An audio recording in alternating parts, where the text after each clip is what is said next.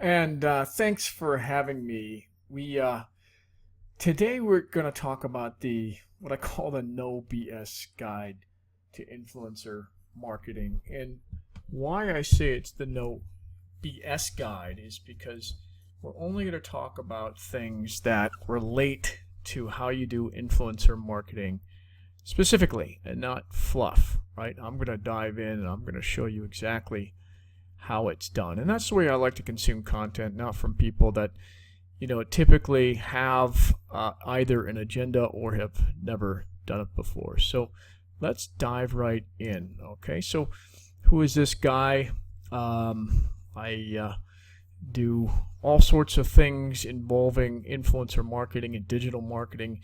You can find my company at fanaticsmedia.com. That's really kind of the media arm of the company. Also, when you're watching this, use the hashtag outreach media. I'd be remiss if I didn't say that. And my information is down here below. And you can find me on Twitter primarily at Mark Fidelman, at Mark Fidelman. So let's jump right in. Okay. So we've all kind of been there when marketing campaigns fail, and it really sucks. It's embarrassing. You barely launch the campaign and already people are on you about why it's not working out. And tragically, when it comes to marketing campaigns, most of them fail to deliver an ROI, and they fail to do some of the other campaign objectives that you set out because we're just so optimistic. And I'm going to guess that perhaps 95% of your marketing campaigns look like this. Maybe it looks like you're getting traction initially, as is shown here, and then they go flatline. And most of the efforts that go into creating the content are fantastic. You've got a lot of content that's created, but the results end up dismal. And I'd say, again, about 95% of those things happen in marketing campaigns. You invest a lot of time and energy into a great program, into creating great content, and then you kind of feel like an idiot for failing. It's something that goes with the territory, but it doesn't always have to be. And today I want to make sure that when you're putting together one of these campaigns, I increase the odds for you that they're going to be successful, and I'm going to walk you through how you do that. So when you think about putting a campaign together, I know it can be crazy. There's all sorts of things that have to interlock and go together. You've created that great content. You're connecting all the things that you believe need to be connected. You plan. You've got the tasks. You've got Basecamp or something else kind of managing it. And then when you do launch with excitement, you're hoping for the best. Everyone's watching, including management, or maybe you are the CMO and you've got the executive team that's watching you. And then, it fails. Like I said, about 95% of them fail. And now you're left with answering the question, why do we do this? Whose idea was it? The finger pointing begins, and it happens way too often. But it doesn't really have to go this way. You don't have to, sit back and figure out why the campaign didn't work and why, you've suddenly, sad because the results are bad. I can pretty much tell you what it is. And for me, it's even if you've created great content, you still need a distribution strategy. And most campaigns, I think, fall apart at that point. And most don't recognize that there's a lot of noise out there. There are so many companies and individuals and thought leaders and influencers themselves that are creating content. You're really competing with all that. And it's used to be the fight was over quality over quantity. And I think, for sure most people agree that quality won. And now I'm telling you that quality won, but now the fight is over distribution. And that's what you need to be thinking about with any marketing campaign. So let's go back 3 months before the traditional model that you might have launched in creating great content and putting it out there. And let's talk about 3 reasons why it failed. So there's actually solutions for each of these failures, but I do want to bring them up. I'm representing each of these with a superhero because I think, when you deploy a solution for these, you will become the superhero of your marketing organization.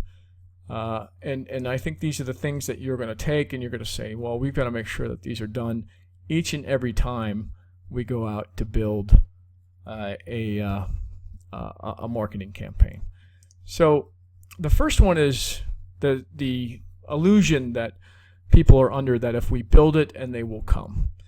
And the thought process kind of goes like this. If I create great content, the audience will magically appear, and it's just not going to happen anymore, unfortunately. It used to happen, great content would be recognized, but you're out there competing with a lot of people that are creating great content. And if you're not on YouTube, maybe there's someone that's doing great content on YouTube and your audience is more visual. There's all sorts of reasons why build it and they will come is no longer a viable strategy. And it's something that we're going to address here and make sure that you understand. Yes, creating great content is still a huge requirement, but you've got to have that distribution plan behind it. And 2, perhaps you've created content and you do have a distribution plan, but you're putting it out on all the wrong channels. Let's say you're a B2B organization and your team, though, has built up a following on Google+. And it just so happens that your audience and your target market isn't on Google+. So it doesn't matter how much you put up on Google+, and not to pick on them, it's still not going to work because your audience isn't there. So figuring out what the right channels are is really important. 3rd is the wrong messaging, and this is probably the most frequent that I see, is that there are different ways and different methods you can use to determine the right messaging, but most companies either don't want to take the time or don't understand how to derive what the right messaging is, so they're sending out wrong messaging, and it's really taking or even turning off some of your potential customers or your current customers. And so I kind of think of this whole thing as insanity. I mean, how much time and effort are you putting into this and not getting any return or very little return out of it? Certainly not more than your competitors or other organizations that you see out there. But, all this might seem obvious to some of you, right? That these things aren't working. But I can tell you that it's still happening very frequently. I watch it all the time. All I do is sit in some of my spare time and review campaigns and look at what others are doing, including my own competitors. And it's really getting to the point of insanity for me. So let's look at what really happens when your target customer is looking for a solution, or maybe they want to buy a product or a service or whatever it is. So people are checking out their social feeds and what their friends are talking about. And if they have a problem that your product might solve, they will go and ask their network or search on Google for a solution. Now, I know this isn't the only way people do it, but certainly online, that is what we observe the most. And they're guided, at least by our research, they're guided by an advertising trust scale in most situations. And of course, they aren't thinking about it in terms of a scale, and they're not thinking that inside their own mind. This isn't how they line things up. But our research shows that they typically go to friends and family first, unless it's some kind of B2B solution. Then they look at influencers. What are the people they respect in their particular industry saying about a product that they want to buy? And that's very important to consider, is that these influencers are right behind friends and family. And then you look at online reviews, the TV and media, search ads, and banner ads, kind of are at the bottom of the barrel. They're still effective, don't get me wrong. Some of these things are following you around the web. But if you look at in terms of average consumer advertising trust scale, certainly friends and family, if they know the product or service, you're going to trust the most. But right behind that are these group of people called influencers. So for me personally, I was recently in the market for a new smartphone, and I was contemplating upgrading to the iPhone 6 Plus, but I just didn't know if it was worth upgrading or not. And most of my friends didn't have one. So, it just came out. So I did a quick Google search. And what I saw kind of, confirmed what I was thinking was going to happen. But, it's still a shock to kind of see it, especially with a product that's this popular. And of course, since my friends and family didn't show up in the Google results here, I started looking down the first page. And of course, there's some media hits, but you remember that the trust scale, media is kind of at a 4 or 5 on the trust scale. But I saw some influencers, and these influencers were on Google, YouTube, and a post on Google Plus of all places. So for new products or commodity type services, getting media reviews is very difficult. Obviously, Apple is not going to have that problem, but I do want to point out that if you're not Apple, and most of us aren't, this very same philosophy applies. If Google's starting to return search results that they think are relevant to a product or service, they're going to show reviews, and they're going to show things that they think you need in order to make a decision about whether to buy a product or not. So that's important to understand. So as I've shown on the trust scale, influencers rank higher than media. So naturally, I clicked the influencer video. And, when I clicked on it to watch it, she did an amazing job. She did an unboxing. I think her name is iJustine. That's how you pronounce it. Sorry if it's not. I've seen her quite often. This video had been seen 591,000 times. It was well liked. If you looked at 12,000 or 18,000 likes and 614 dislikes. So from looking at this, I'm thinking to myself, she's got 2.4 million subscribers. I'm thinking, okay, a lot of people trust her opinion, and they really trust her opinion on this iPhone 6s Plus. So she did an unboxing. She gave me her opinion, and she did it with style and humor, far better than Apple could have done it. Even though Apple's great at these types of things, they're not an objective third party. And the media, for me, the media can be persuaded. The media is not objective most of the time, even though they want to come across that way. But somebody like her that's not being paid by Apple, to me, she's pretty objective, and she's got a huge following, and she's influential. And so I didn't stop there. I started with search because I want to see what other people were saying, but I also went to social, and I went on Twitter specifically, and I saw these two people specifically talking about the iPhone 6s Plus, both reviews.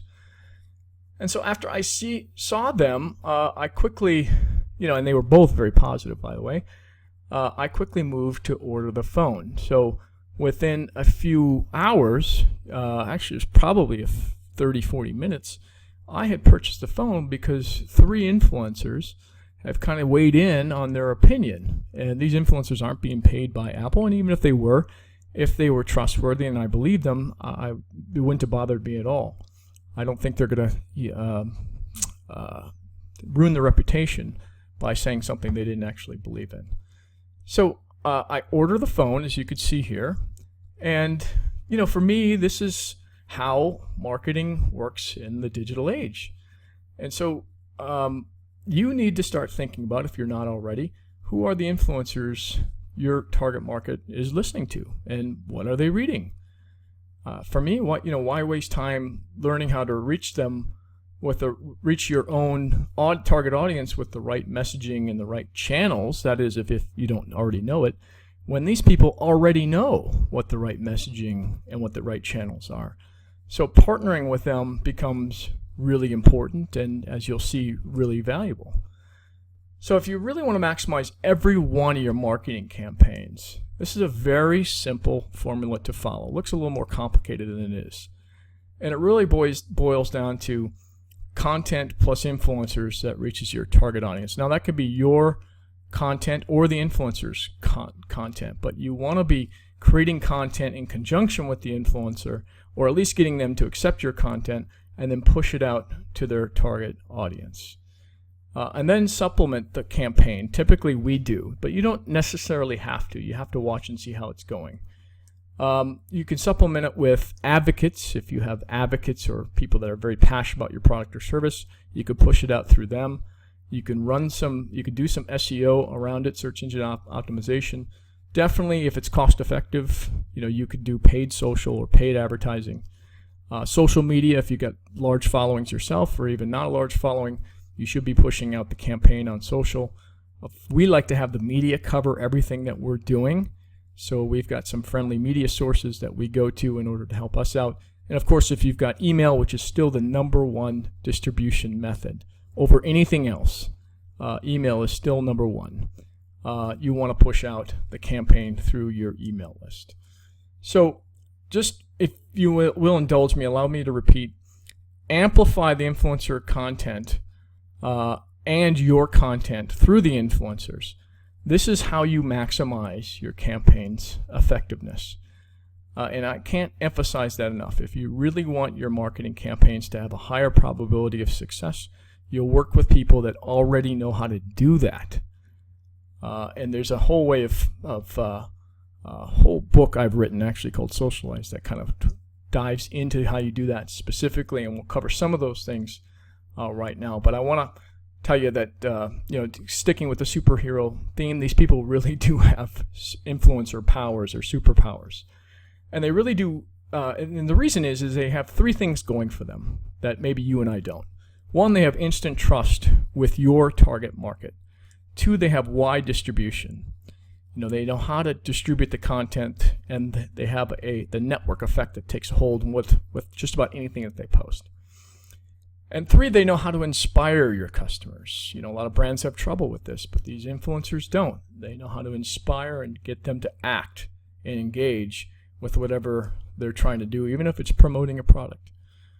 But for me, most marketers don't use them. They either don't know how or don't realize kind of the superpowers that these people have. And in talking to most marketers, there really isn't a playbook that works each and every time. And they aren't used to having to build relationships with people that they really don't understand. Most of these influencers aren't traditional business people, right? They're a little weird, they're a little wacky. Not all of them, of course. But there's a reason why they built up a huge following, usually because they're entertaining, or they bring great insight to areas and objective insight into areas that brands and the media can't do.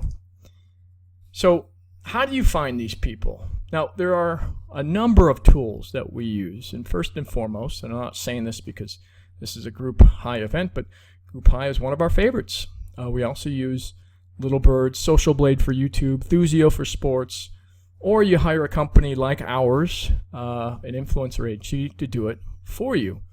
And I would recommend you work with an agency first, get the lay of the land, and then do it on your own. You don't need an agency after you figure out how to do it.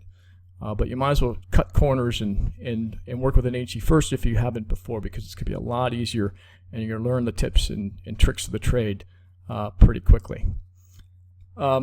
So here's an example of a search, and I'm using Group High here. You just type in, I typed in the category smartphone, so I typed in iPhone. And you've got a list of people here that can start you on your journey to figuring out how to contact these people and get them engaged. That's a whole nother webinar, but it really boils down to 3 things that influencers like. Most of them like to get paid, but you don't have to pay all of them, especially in B2B. Partnering is fine. 2, you could pay it forward by, what we do is we put them into the press. And then 3, if there's a cause or charity that they're really into, it's kind of aligning with that is one of the outcomes of a successful marketing campaign. So, if you donate 10% of whatever sales as a result of the marketing campaign to their favorite charity, a lot of them will do it for free because they care deeply about that charity or that cause. So that's something to consider, those 3 things. So what?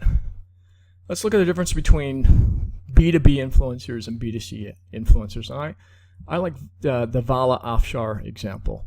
What a B2B influencer looks like is somebody who's kind of an arcane subject matter expert, has a smaller but very engaged audience. And what I mean by small is compared to B2C influencers, it's really not even close. So the top B2B influencers have about 1/10 of this audience that a B2C influencer has. Not in every situation, but generally speaking.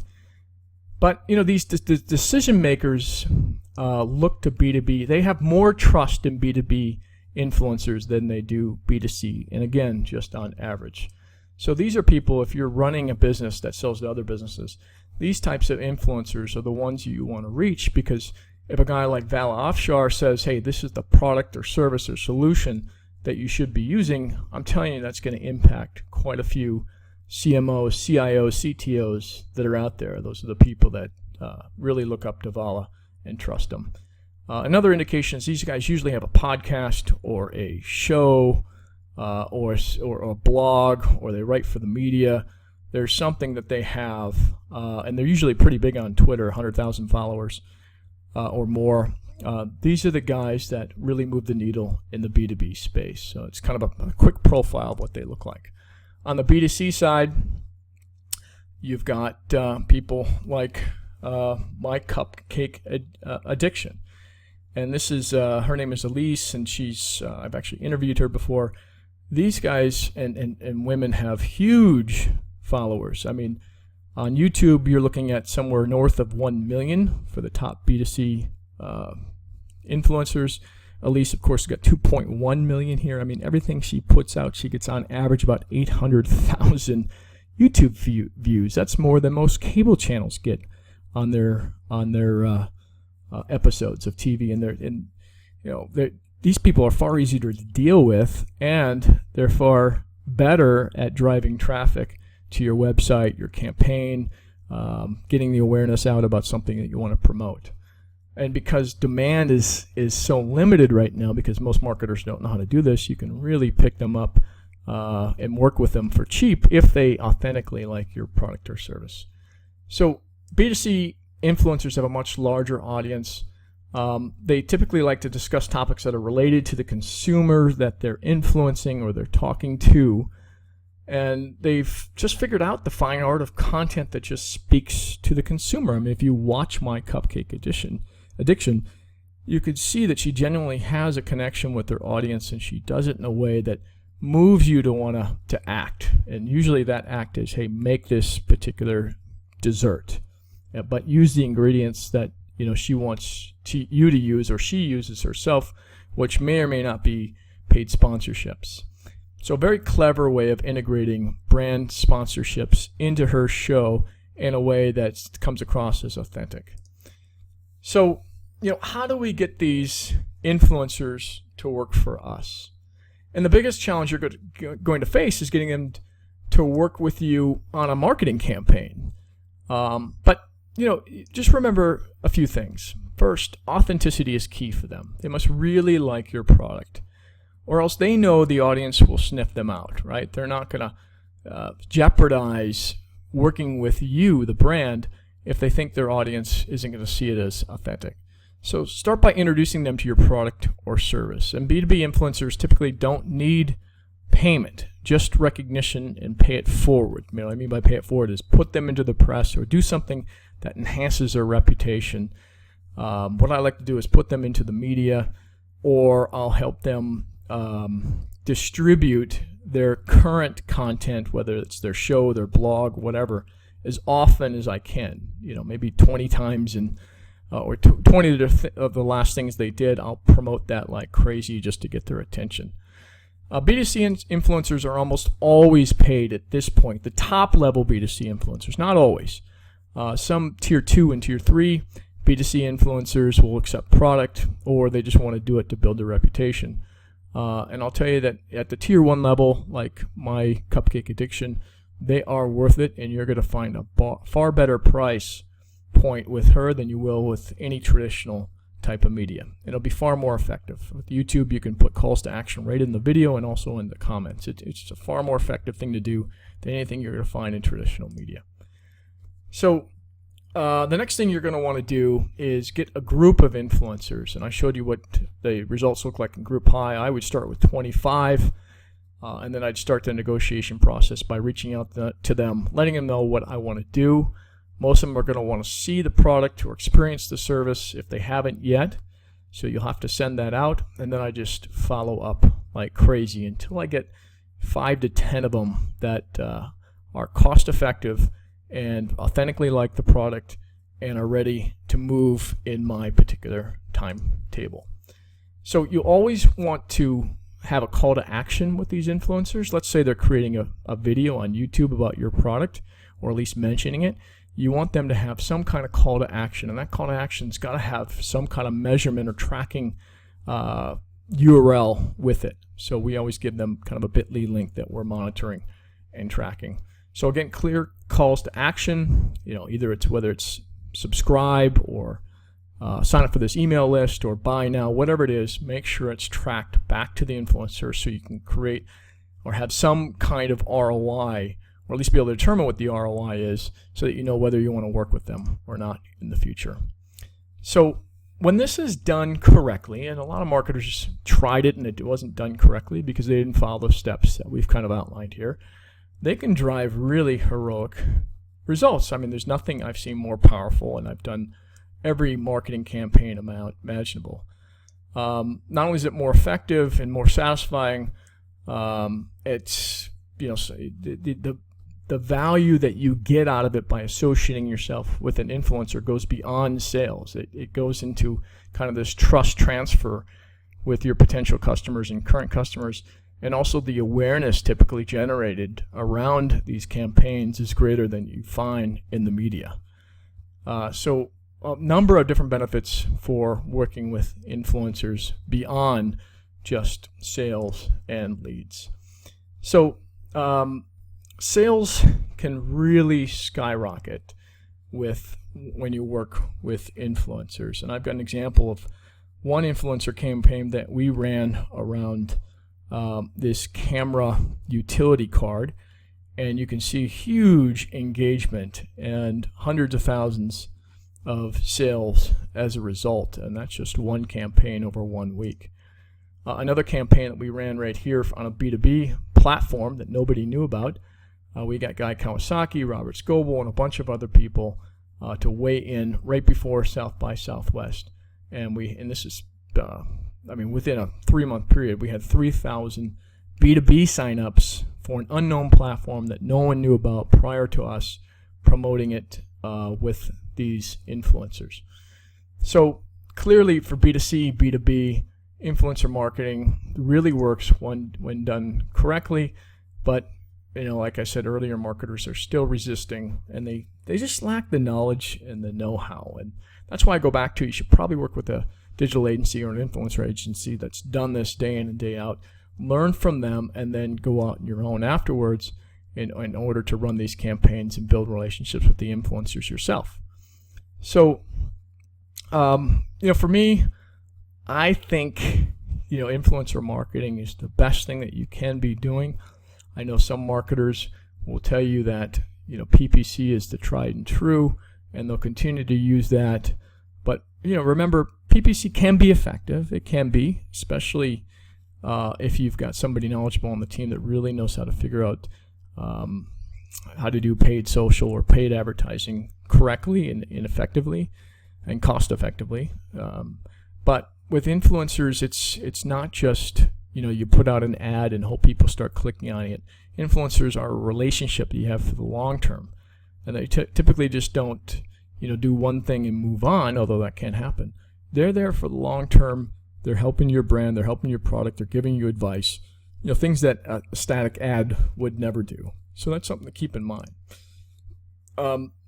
So comparing advertising channels when you talk to businesses, this is part of research that was done by Thomason. Businesses are making about $6.50 for every dollar spent on influencer marketing. And I'll tell you from our own experience, it's between $3 and $16 depending on what it is that we're promoting. The same poll also found that marketers rate influencer marketing as their fastest growing online customer acquisition channel, outpacing everything else, including organic search and email marketing. And if you want to learn more about that particular study, you just go to blog.thomason.com /influencer-marketing-study, and you can find it. I would just Google it, or I'll put it into the notes. Okay, and so this, I brought the Guy Kawasaki example before. This is what happens when Guy Kawasaki promoted something on our marketing campaign on a single day. So when he put that out there, you can see that, he reached a huge audience, and this audience was broken into different areas, in different categories. We can actually measure it in a big way. I mean, he was just phenomenal for us.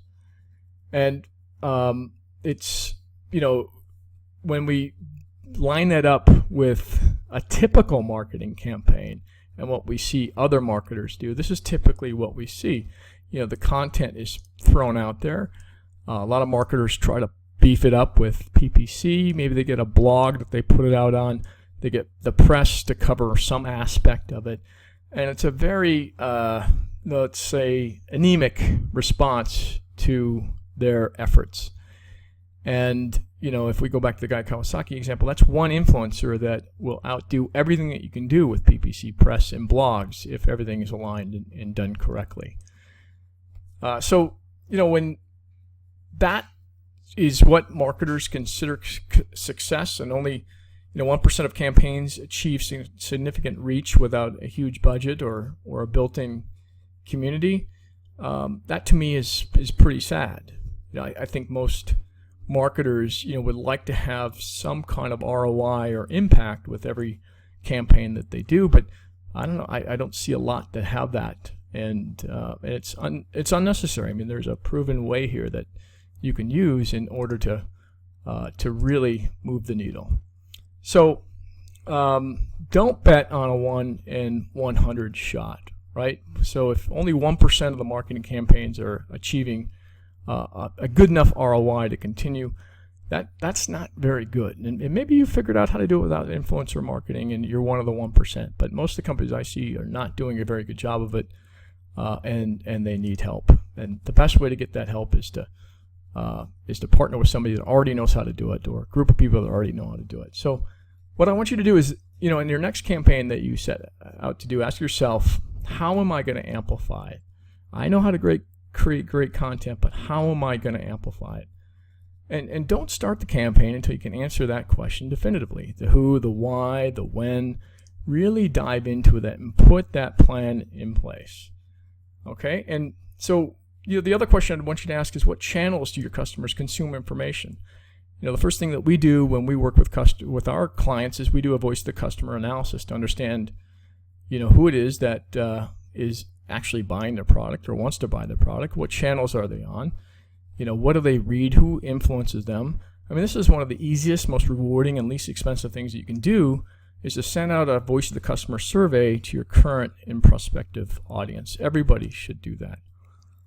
And then, the best part about this partnering with influencers and having them create the content or distribute your content is, not only does it help you with your marketing campaign, but it also shows up higher in search results. Remember the example I showed you with the iPhone 6S?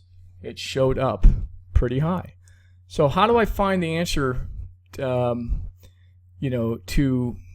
influencer marketing? Well, just Google it. Google the keywords in your industry or your product or whatever, and you'll find influencers that might already be putting content out, or even better, if they're not, there's an opportunity there to rank high on social by partnering with these influencers in your industry.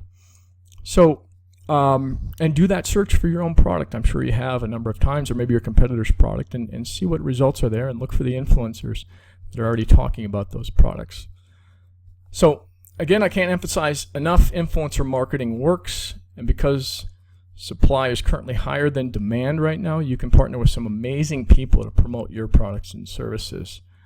You got to do it. You got to try it. If you haven't, you can call me or email me. I'll help you through the process. Or if you want to hire us, we can help you through the process. But this is something that you've got to try. Well, I want to thank you all for listening in. Again, my name is Mark Fidelman. You can tweet me at Mark Fidelman or at Mark Fidelman, or find me at fanaticsmedia.com. Thank you very much.